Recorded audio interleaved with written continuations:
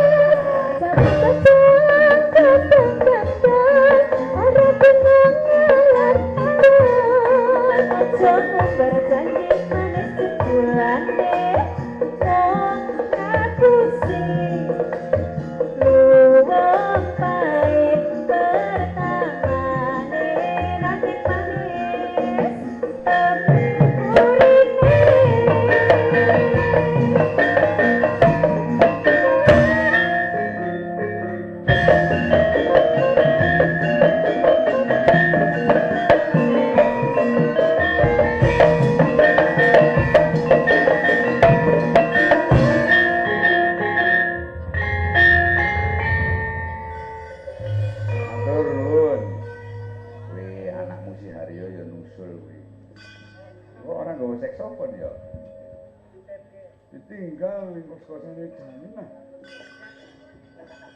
Takala semono sang Gatotkaca saring kaliyan Kyai Semar Badranaya giniring wani. Ana tahta ingkang sumunar aning anggane sang Gatotkaca. Monggo Ndara.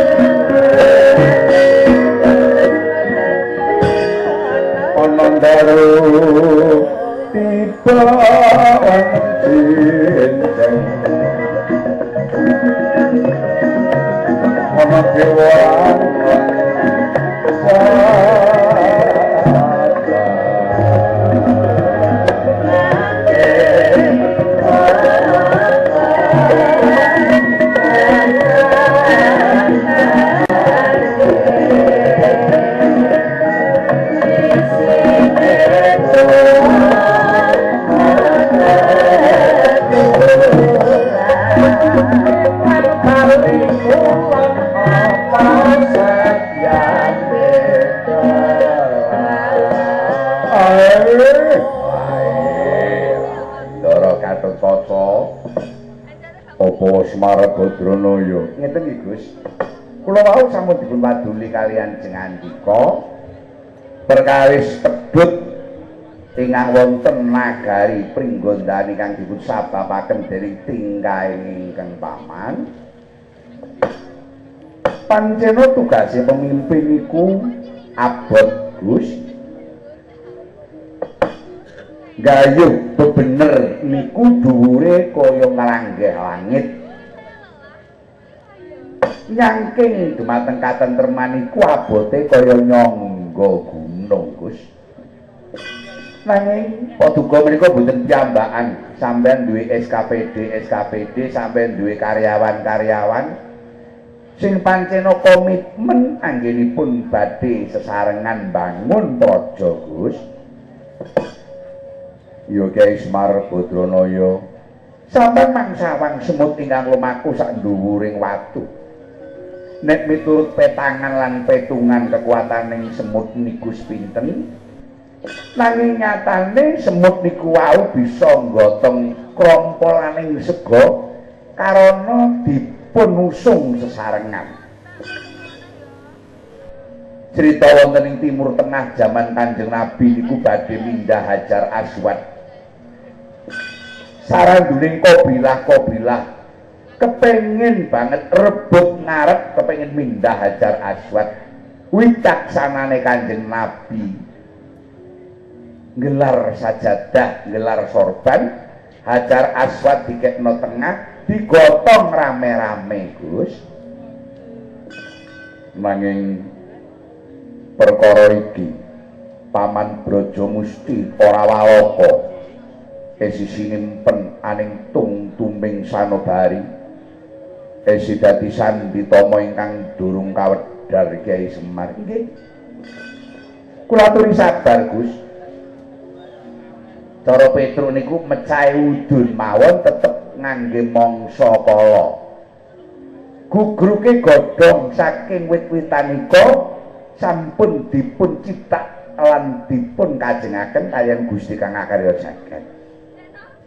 Cara tembunge mayar iku fa ina ma'al usri yusron, ina ma'al usri yusron, fa ida faroh tabansok wa ila rabbika farghab. Salebeting kesisahan niku mangke wonten kebungahan. Salebete lho Gus, mboten sak bubare mboten. Keng napa ayat niku mlebetaken tafsir sakjroning susah mesti ana bebungah. Dudu muni sawise susah. Sebab bungah lan susah menika gilir gumanti ora usah dipatok. Sok kala mangkane sing saiki susah, sesuk tambah susah.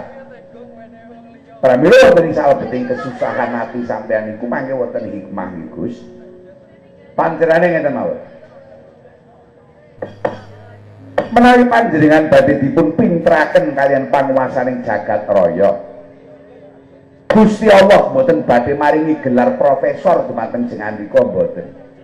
Mboten langsung diundhake regane mboten. Mboten langsung dipek wong becik niku mboten. Nek Pangeran Kang Maha Agung menika badhe mintraken sampeyan mesti diwenehi soal sing angel-angel, pekerjaan sing abot-abot. Sami dene panjenengan ngadepi ingkang Paman Raden Brajadenta, Gus.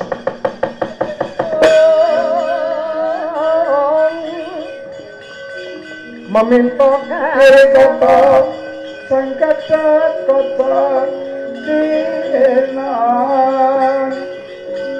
Sinon mapak arko sukta kakapiro kresno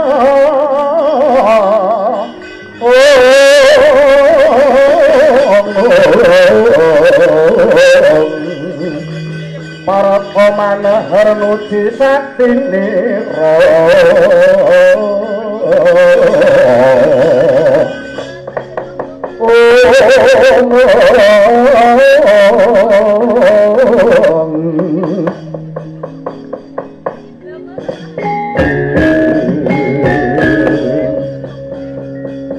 aku njaluk panemu Kyai Semar Badranaya. Enten apa? Rong pilihan ingkang padha abote. Kanjeng Hyang Matsapati parikudu dina Sukra Kasih iki mbiwadha marang Gatotkaca. Nggih, dipun wisuda pelantikan. Iya. Pangga ingkang kaping pindho ana resah kang satemah gawe rusuh. Kira-kira ingkang bakal tak pilih sing endi? Pelantikan riyen. Wisuda riyen. Nek mun wisuda tegese jenengan iku wis dadi raja wonten Pringgondani, Gus. Kepara ting kutha saking Kurukula. Yen mutusa sang Sri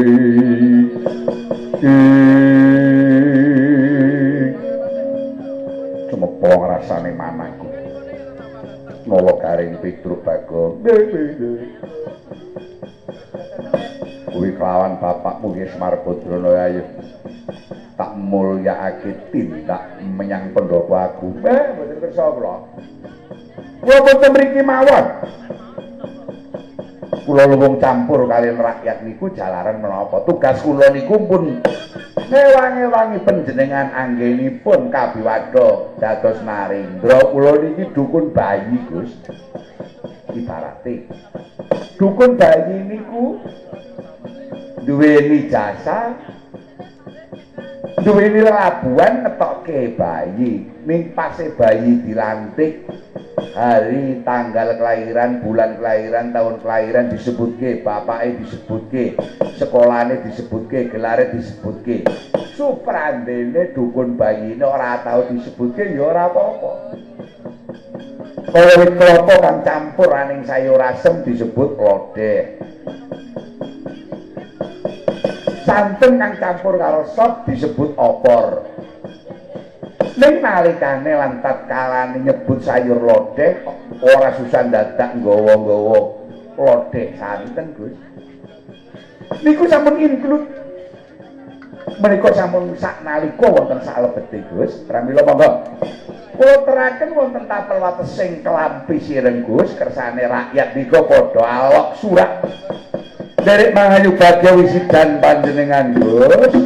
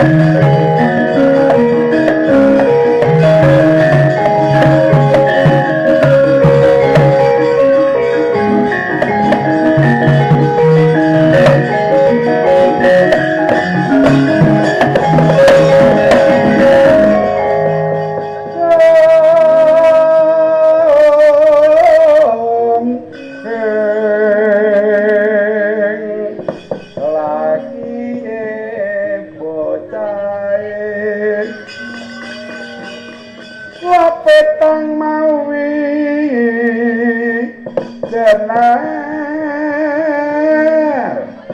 mawe jenar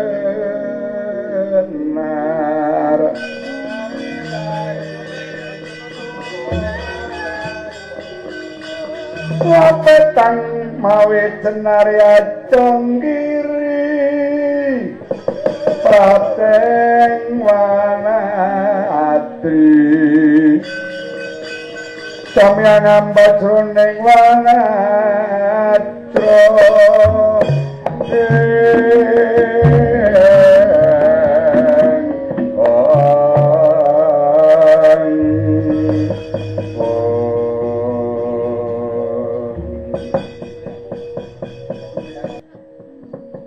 aku nalika semana sowananing Kakang Brajadenta mumet rasane atiku. Aku njaluk pepajar, Kang. Iki mengko lakon iki bakale piye? Kala Bendana. Aning tembang kae wis nyebutake duh kulup putraning ingsun. Sira kuwus wancine pisah kelawan jeneng ingsun. Ndok kang pecah ning petarangan yen wis dadi kuthuk wis dadi pitik pekelar wulune kudu ninggalake petarangane aduh ya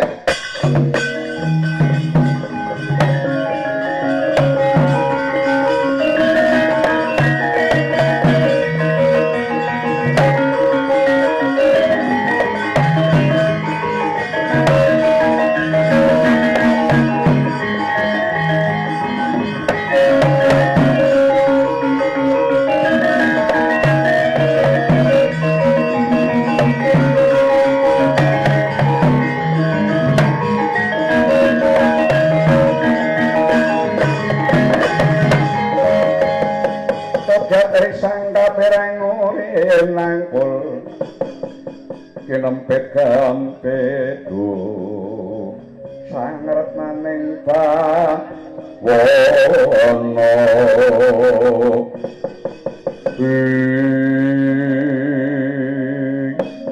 kakang iki terus tempo piye kowe mampira karo kadangmu Braja Lamatanan Braja Wikalpa saiki kang wigati wisudane anakku si Gatotkaca aja nganti ginanggu dening apa wae Kakang Brajadanta papakake dening aku aduh kapiye iki mengko lah kok ana perang bersaudara Kang ora nganggo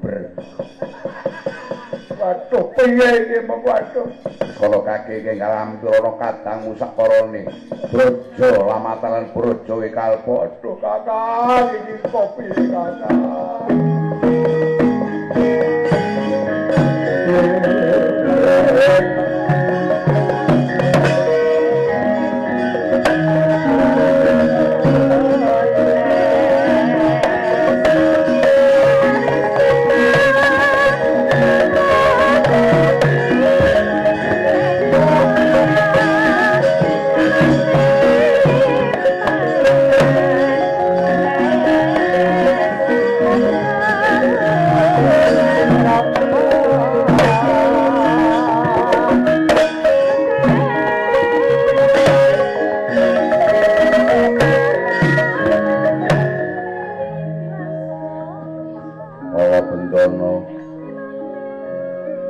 apa kakang besok ana ing waktu kang cendha iki yen ana kedadian apa-apa ingkang tanduk kadangmu Braja Mustian kadangmu tuwa Brajadenta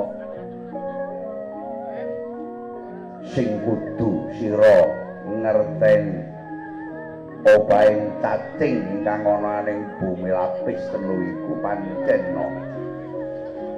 iku mono ketetapan padha nanging kodar iki mau wewenanging menungsa ingkang winates dening mangsa kala winates dening umur winates dening kekuatan umure menungsa kuwi luwih cendhak luwih dawa wit-witan kae Kala Bendana kowe ingkang minangka dadi seksi sejarah negara iki pancen kudu ana ingkang dadi korban iki mau wis pancen ditap dening kahanan aja nganti endo umpamane kodrat takdir tumibaling pringgondani. Omonganmu angel-angel ning aku ngerti sandine Kang. Ana kemono kadangmu. Kon ngopo Kakang Praja Denta Praja Gusti? Sepo ane ngarsane Sang Pangwasa Agung Prabu Anomaladin Harya Gatotkaca nyeluk pamitan. Kalau tambahin pangestu. Ya. Kala Bendana dalane wong kang temen lan ikhlas ora bakal bisa ditemoni dening wong-wong kang ora-ora. Braja Denta lan Braja Musti kuwi kaya garis sejajar. Nganti tekan kiamat garis sejajar iki ora bakal bisa ketemu kala Bendana.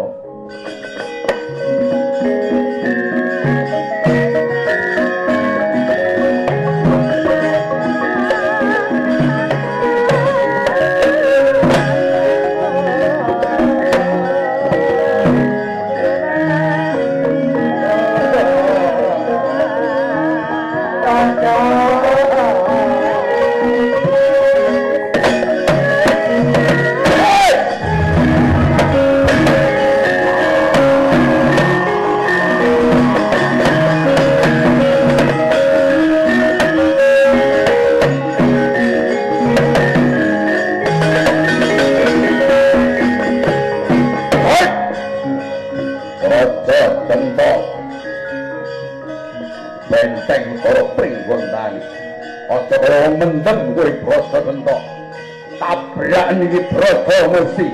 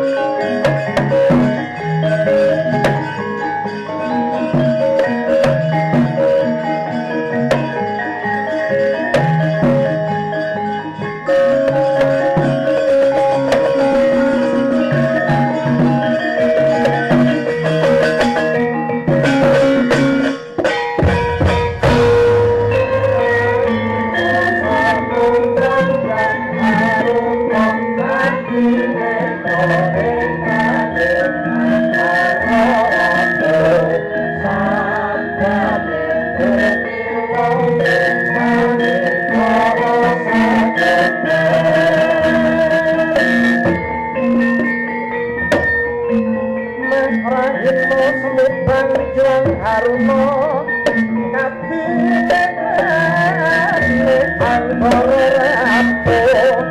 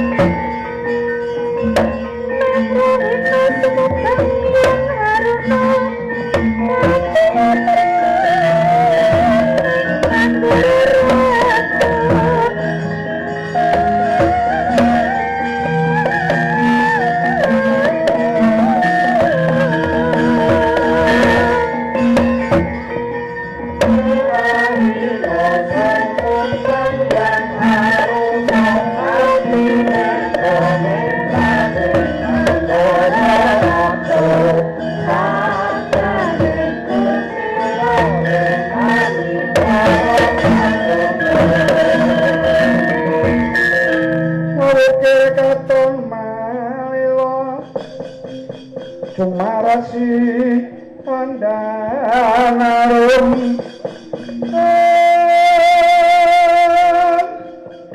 kumerisik yang ulu kading mangulet lirunging sekar